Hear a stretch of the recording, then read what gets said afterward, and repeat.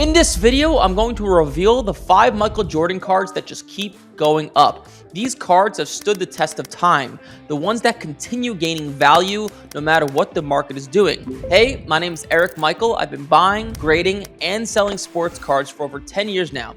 I've seen prices rise, crash, and rebound, and I can tell you only a handful of cards stay strong decade after decade. These aren't hype-driven cards. They're timeless. Collectors keep chasing them, not because of Michael Jordan the player, but because of what these cards represent: history, legacy, and moments that cannot be repeated. Quick note before we start, this video is not financial or investing advice. It's purely informational and educational based on what I've personally seen in the hobby for doing this for about 11 years now. Also, there's a free PDF down below in the description that breaks down these 5 cards in detail and everything I'm gonna go over in this video, so make sure you grab it. So with that out of the way, let's jump in. Card number 5, 1997 Flair Showcase. So the way this card works, there's multiple rows, which are kind of like serial numbers. Personally, the row 2, the one you're looking at here, is the one that I personally have had the most success with. And you can see this card has just steadily went up. And right now it's at an all-time high, so I may not buy it right now just because that's at an all-time high. But this card has stood the test of time. Right through the pandemic, it went up and it's kept going up and up and up and up. This is a card I love. It's done very well for me. Honestly, almost all Michael Jordan cards go up over time, but these are the 5 that I personally like the best,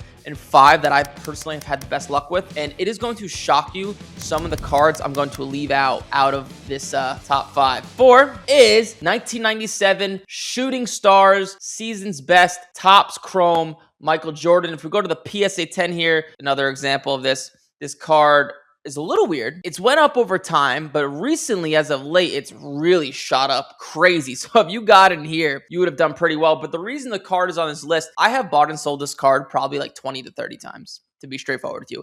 It is super liquid, super desirable. The look of it is absolutely amazing, which does matter a lot in terms of liquidity. And this card has just stood the test of time. This is an insert, and a lot of these cards are inserts. So essentially what that means, it was pulled from a pack of cards in the 90s, and these are like the rare cards or the hard pulls from these packs. There's Michael Jordan inserts, Allen Iverson inserts, Kobe Bryant inserts, and Michael Jordan 90s inserts have really taken off. Card number 3, 1997 Bowman's Best, but specifically Atomic. So Atomic was a very hard pull out of these insert cards, or out of these 90s cards back in the day. And you can see this card doesn't sell really too often. It's you can see on average, it probably sells 1 to 2 times a year as a PSA 10. It's a rare card, and it is a little bit more on the unaffordable side, but you could also dive into, PSA 9s. You can go into PSA 8s that do make it a little bit more affordable. And you can see here, these cards, whether it's an 8, a 9, or a 10, does go up over time. This card is extremely liquid. If you bring this card to a card show, post it on Facebook, it will sell faster than you can probably imagine, okay? Card number 2 is an iconic one, the 1992 Topps Stadium Club Beam Team. Beam Team is famous among all sports cards, and it's one of the earliest inserts of Michael Jordan cards, so it makes it kind of iconic. This is what the Beam Team card looks like. You may have seen this card before if you've been in sports cards, and it is, once again, it's not the most affordable. A lot of these cards aren't the most affordable, but you don't need to buy them as PSA 10s. And you can see this was really cheap back in the day, man. When I first got into sports cards, this card was like $300, and now the last sale's $11,000 as a PSA 10. But once again, you don't need to buy PSA 10s. You could buy PSA 8s. This make it a little bit more affordable. And you can see this card just goes up over time. Something like this, I would probably not buy it right now while it's at an all-time high. I'd wait for it to pop down a little bit, but you could just see the graph, right? This is probably my top 5 all-time of favorite cards. It's not what you're going to expect me to say as well. The 1998 Skybox Go Nuts Michael Jordan, okay? This card has a lot of nostalgia factor because it is from 1998, his epic finals run. Just to be quite frank with you, this is probably the coolest looking card. This is what it looks like. You may have not seen this card before. It is a little bit more on the rare side of things, and it is very expensive.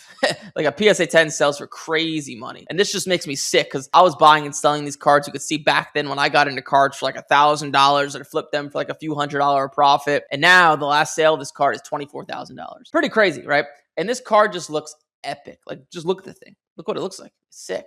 right? You don't need to spend tons of money. Or actually, maybe on this one, you do need to spend tons of money. But you can go down to Obeck at 7. And the last sale of this and the only sale of this was about $1,500. So this card is a little bit more on the unaffordable side of things. Epic card of Michael Jordan. It is, in my opinion, and from my experience buying and selling that specific card, I probably bought and sold that card at least 10 times in my life. It is the most liquid insert of Michael Jordan. In my opinion, that's not the freaking Skybox PMG that sells for like hundreds of thousands of dollars. Jambalaya, which is another one that I left off this list because it's just like really, really unaffordable. It sells for 6 figures plus as a PSA 10. But I know what some of you guys are thinking. You guys are thinking, wow, his most epic card, the 1986 Flair Michael Jordan, was left off this list. You're right, it was. So the 1986 Flair Michael Jordan, once again, this is an opinion, but it's just my experience. It is a card that has went up over time, just like a lot of the cards I've showed you. I would rather have $50,000 worth of a 1997 Bowman Best Atomic Michael Jordan rather than a 1986 Flair. Not because one is better than the other, but because one is a little bit more rare than the other. The 1986 Flair Michael Jordan, PSA 1 all the way up to a PSA 8, 9, and 10, it sells very commonly. It's a commodity. It sells very, very frequently. And if I bring one of the cards to a card show that I talked about on this list, I will be able to demand top dollar as opposed to a 1986 Flair Michael Jordan. Just go to any card show that's decent size. You're going to see tons of them. And because of that, you get price gouged. So I just don't like to buy things and sell things that are just super, super common, especially if I'm buying cards and holding them for the long term. That's just how I like to play things. That's my experience. That's why the 1986 Flair Michael Jordan was left off this list. This is an opinion, and I know a lot of you guys may not agree with this. So a lot of these cards I just showed you on this list, right, they're up a lot. They just go up over time. And generally speaking, it's tough to buy a card that's up already a lot, right? You want to get in before the card goes up. This is a little bonus card. Something like this is a 2003 SP Authentic Michael Jordan. Early 2000 Michael Jordan cards, I think, are undervalued, even though this card sells for tons of money. I think this card has a chance to really go up with time. You could see it kind of went up over time, kind of not. It was up, and then 2022 down. It doesn't sell that frequently. Early 2000 Michael Jordan autographs, you could do very, very well with. A lot of them aren't up a ton like the cards I showed you.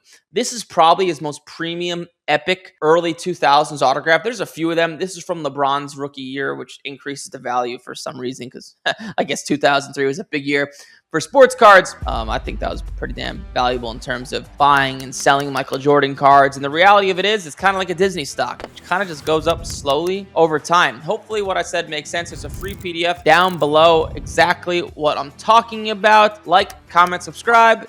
I'll see you folks in the next one.